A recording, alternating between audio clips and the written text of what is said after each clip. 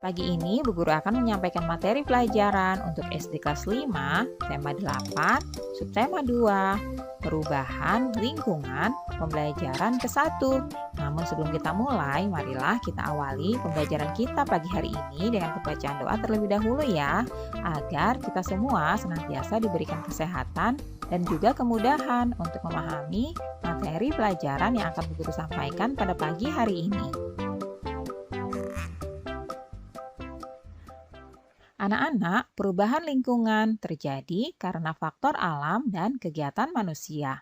Ada perubahan yang menguntungkan, tetapi ada pula perubahan yang merugikan. Apa sajakah itu?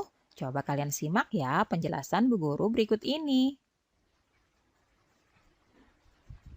Nah, berikut ini adalah siklus air tanah.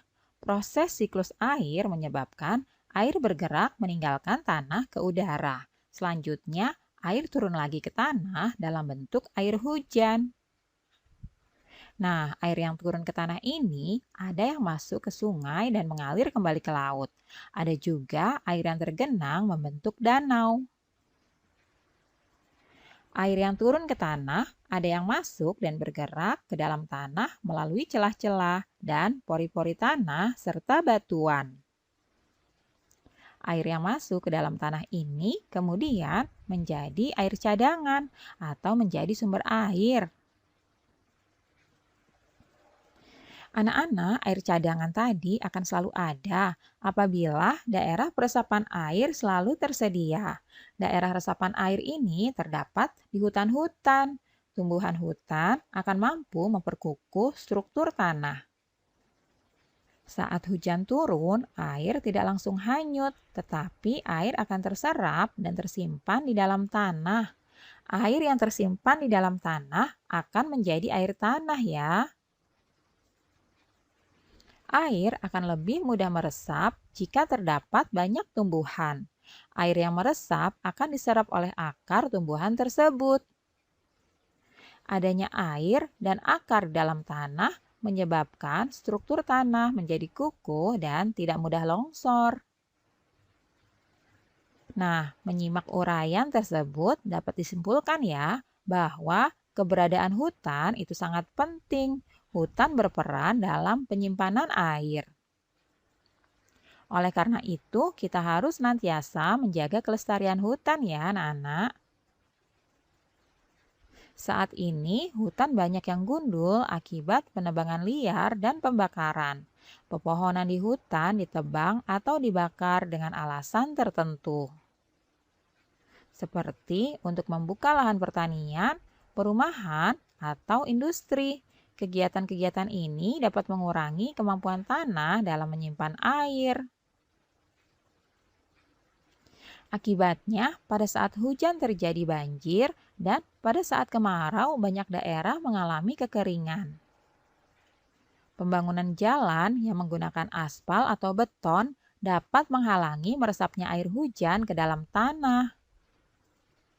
Akibatnya, pada saat hujan, air tidak dapat meresap ke dalam tanah. Hal ini menyebabkan terjadinya banjir dan air menggenangi jalan-jalan. Anak-anak, apabila daerah resapan air semakin berkurang, maka cadangan air di bumi ini akan semakin menipis. Hal ini dapat mengakibatkan sungai-sungai dan danau menjadi kering ya. Keringnya sungai dan danau menyebabkan proses penguapan akan semakin menurun. Akibatnya, menurunnya proses penguapan ini menyebabkan berkurangnya pengendapan titik-titik air di awan. Keadaan ini tentu mengurangi terjadinya hujan. Nah, anak-anak, berikut ini adalah ringkasan tentang siklus air tanah, yaitu mengalami ada 3 peristiwa ya. Peristiwa yang pertama adalah air bergerak meninggalkan tanah ke udara, yang disebut dengan penguapan. Peristiwa yang kedua, kemudian air tadi akan turun kembali ke tanah dalam bentuk air hujan. Pada peristiwa ketiga, Air hujan yang turun tadi ada yang masuk dan bergerak ke dalam tanah melalui celah-celah dan pori-pori tanah serta batuan, sehingga akan menjadi cadangan air atau sumber air. Nah, anak-anak, itulah tadi siklus air tanah ya. Selanjutnya, coba kalian jawab pertanyaan-pertanyaan berikut ini. Yang pertama, coba kalian tulislah proses terjadinya air tanah. Seperti yang tadi sudah dijelaskan, bahwa air tanah berasal dari air hujan yang turun. Sebagian air yang masuk bergerak ke dalam tanah melalui celah-celah dan pori-pori tanah serta batuan.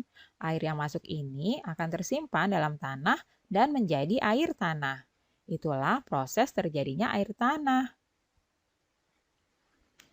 Selanjutnya, yang kedua, coba kalian tulislah faktor-faktor apa saja yang memengaruhi berkurangnya ketersediaan air tanah. Nah, yang memengaruhi berkurangnya ketersediaan air tanah itu karena adanya kegiatan manusia, seperti membuka lahan pertanian, perumahan, atau industri yang akan membuat terbatasnya daerah resapan air, sehingga hal ini dapat mengurangi kemampuan tanah dalam menyimpan air. Nah, berikutnya yang ketiga anak-anak, tulislah kegiatan yang dapat kita lakukan untuk menjamin ketersediaan air tanah. Hal-hal yang dapat kita lakukan untuk menjamin ketersediaan air tanah diantaranya adalah dengan melakukan reboisasi atau penanaman hutan kembali dan membuat sumur-sumur resapan.